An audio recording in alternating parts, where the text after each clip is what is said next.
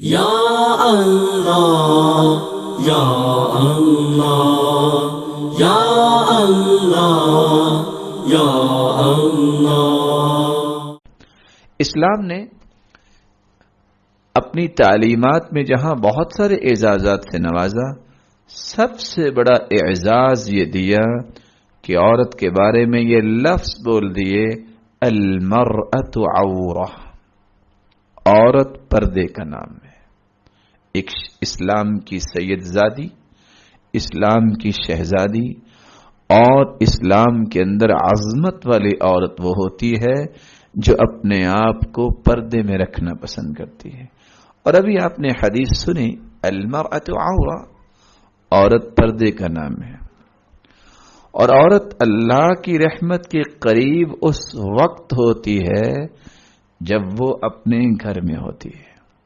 جب وہ گھر سے نکلتی ہے تو شیطان اس بات میں لگ جاتا ہے کہ کس طرح اس کو اللہ کی رحمت سے میں دور کر دوں، اور اسی حدیث کو بنیاد بنایا گیا ہے اسلامی حجاب کا جو تصور ہے وہ کیا ہے۔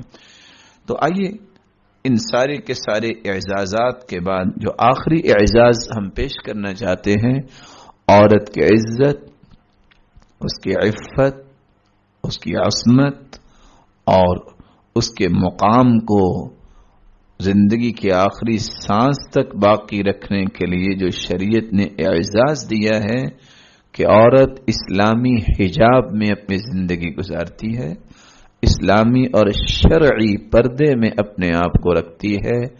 یہ حجاب کیا ہے؟ یہ شرعی پردہ کیا ہے؟ قرآن و سنت کی روشنی میں اس کو سمجھنا چاہیے۔ حجاب جس کی جمع حجب آتا ہے، اور حجاب کا مطلب ہے چھپانا، پردہ کرنا، اندر آنے سے روکنا، دو چیزوں میں حائل ہونے والی چیز۔ کیا مطلب؟ حجاب سے عورت اپنے آپ کو چھپا لیتی ہے۔ حجاب سے مراد پردہ کر لینا، کوئی چیز بھی دوسرے کو نظر نہ آئے۔ حجاب سے مراد اندر آنے سے روکنا، کیونکہ عربی زبان میں حاجب دربان کو کہتے ہیں۔ ایک شخص دروازے پہ کھڑا ہے، کسی کو اندر نہیں آنے دے گا، یہ حاجب ہے۔ ایسی چادر، ایسا برقع، ایسا عبایا جب عورت پہن لے کہ کسی بھی غیر محرم کی نظر اس تک نہ پہنچے، اس کو حجاب شرعی کہتے ہیں۔ چیزوں میں حائل ہونے والی چیز۔ حاجبان دو پلکوں کو کہتے ہیں۔ اللہ تعالیٰ نے کس طرح الہندسہ الجسمیہ انسان کی ایک ترتیب بنائی ہے جسم کی، کہ انسان کی یہ پلکیں جو ہیں کتنا بڑا کام دیتی ہیں۔ جب ہوا آتی ہے، گرد اڑتی ہے، آنکھیں فوراً بند ہو جاتی ہیں، اور جب انسان کو نیند آتی ہے آنکھیں فوراً بند ہو جاتی ہیں۔ آنکھوں کا یہ کتنا لطیف سسٹم اللہ تعالیٰ نے بنایا ہے، اس کو گرد و غبار سے بچانے کے لیے پلکیں ہی کام دیتی ہیں۔ تو جس طرح پلکوں کو حاجبان کہا جاتا ہے، تو ایسی چادر، ایسا برقع یا ایسا عبایا جس سے عورت دوسری نظروں سے چھپ جائے، اس کو شرعی پردہ کہتے ہیں۔ حجاب القلب عربی زبان میں کہتے ہیں، اللہ تعالیٰ نے ایک سسٹم بنایا ہے جسم کا۔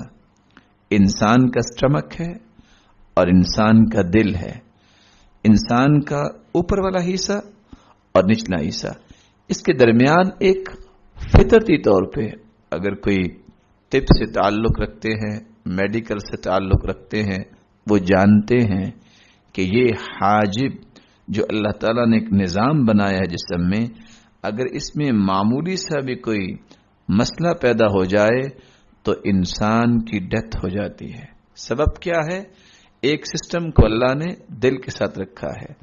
کچھ سسٹم اس دل کے ذریعے پورے جسم کو کنٹرول تو کیا جاتا ہے، لیکن اوپر والے حصے کو جو انسان کے سٹمک تک ہے اور اس کے پاؤں کا جو دوسرا حصہ ہے، ان کو آپس میں اس طرح انٹرلوکنگ ان کی گئی ہے کہ جب تک یہ پردہ باقی رہتا ہے اس وقت تک انسان کی خون کی سرکولیشن، اس کے تمام معاملات اپنے ایک روپ میں چلتے ہیں اور کوئی پرابلم نہیں آتی۔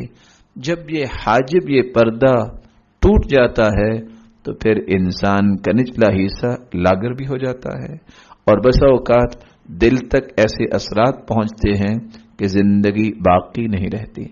شریعت نے اس پردے کو، اسلامی حجاب کو پیش کرنے کے لیے بھی بہت خوبصورت پہلو اختیار کیا، جو آج آپ کے لیے اور میرے لیے بہت ضروری ہے۔ وہ کون سا پہلو ہے؟ تدرج۔ آہستہ آہستہ ذہن سازی کی جائے، اطمینان دلایا جائے، اور اللہ کے رسول صلی اللہ علیہ وسلم کی زوجات کی صف میں کھڑے ہونے کی پلاننگ کی جائے۔ سب سے پہلے اسلام نے یہ آیت نازل کی، یا نساء النبی، اے پیارے پیغمبر کی عورتوں، من یأتی منکن بفاحشۃ مبینہ، تم میں سے کوئی اگر فحاشی کی طرف آئے گی، یضاعف لها العذاب ضعفین، اس کو دگنا عذاب ہوگا۔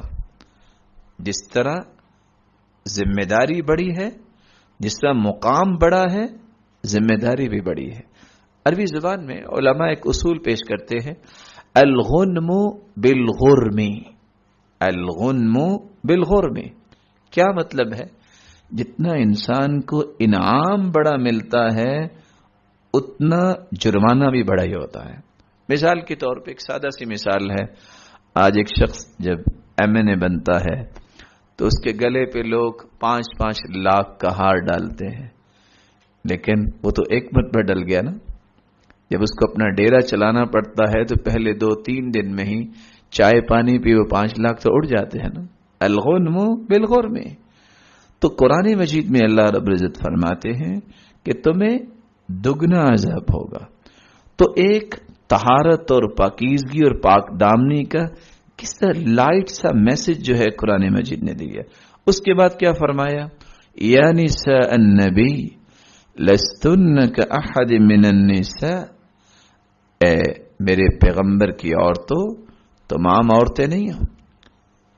ان اتقیتن، اگر تمہارے اندر تقوی آ جائے تو تمہاری شان عام عورتوں سے بہت بلند ہے۔ فلا تخضعن بالقول، تمہیں اپنی بات میں لوچ نہیں پیدا کرنی۔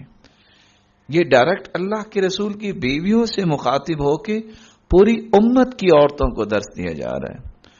آپ کی زبان سے جو بیان کیے گئے کلمات ہیں ان میں ایسی کیفیت نہیں ہونی چاہیے فَيَطْمَعَ الَّذِي فِي قَلْبِهِ مَرَضٌ، کہ جس کا دل بیمار ہے مرد کا، اس بیماری کی وجہ سے کوئی غلط تصور بنا لے۔ وَقُلْنَ قَوْلًا مَعْرُوفًا، لیکن ہاں اگر لوچ اور گراوٹ نہیں ہے تو اتنی سختی بھی نہ کرنا بلکہ اچھی بات کرنا، اتنی سختی بھی نہ ہو کہ جو آپ کی بد اخلاقی کا ایک مظہر بن جائے۔ اللہ تعالیٰ نے تیسری مرتبہ ایک اور آیت نازل کر دی، وَقَرْنَ فِي بُيُوتِكُنَّ، اپنے گھروں میں قرار پکڑو، وَلَا تَبَرَّجْنَ تَبَرُّجَ الْجَاهِلِيَّةِ الْأُولَى، اور تبرج نہ کرو جس طرح جاہلیت میں تبرج تھا۔ لوگ کیا کہتے ہیں کہ اصل میں یہ دقیانوسی نظام ہے پردے کا، یہ تو پرانی باتیں ہیں، اب تو نیو ٹریڈیشنز کے مطابق چلنا ہوگا۔ اور قرآن کیا کہہ رہا ہے؟ وَلَا تَبَرَّجْنَ تَبَرُّجَ الْجَاهِلِيَّةِ الْأُولَى، دقیانوسی باتیں تو بے پردگی ہے۔ نئی بات یہ ہے عزت کی حفاظت۔ ایک مومنہ اسلام کی سید زادی، اس کی عزت و تکریم پردے میں ہے، اور یہ نئی بات اسلام نے پیش کی ہے، اس کے مقام کو بلند کیا ہے۔ آگے فرمایا وَأَقِمْنَ الصَّلَاةَ، نمازوں کو قائم کرو، وَآتِينَ الزَّكَاةَ، اور زکوٰۃ کو ادا کیا کرو، وَأَطِعْنَ اللَّهَ وَرَسُولَهُ، تم اللہ اور اس کے رسول کی اطاعت کیا کرو. انما یرید اللہ لیذہب عنکم الرجس اہل البیت. اللہ تعالیٰ نے یہ جو تمہیں گھر میں قرار پکڑنے کا حکم دیا ہے، بے پردگی سے روکا ہے، نماز، زکوٰۃ، اللہ اور اس کے رسول کی اطاعت کا ایک فارمیشن پیش کیا ہے. یہ فارمیٹ جو دیا ہے، مقصد کیا ہے؟ ہر قسم کی علائش سے تمہیں پاک کرنا چاہتے. یہ تمہاری طہارت کا پیکج ہے، تمہاری پاک دامنی، تمہاری عزت و شرف کے لیے اللہ تعالیٰ نے یہ حکم دیا ہے. بے پردگی نہ کرو، گھر میں قرار پکڑو.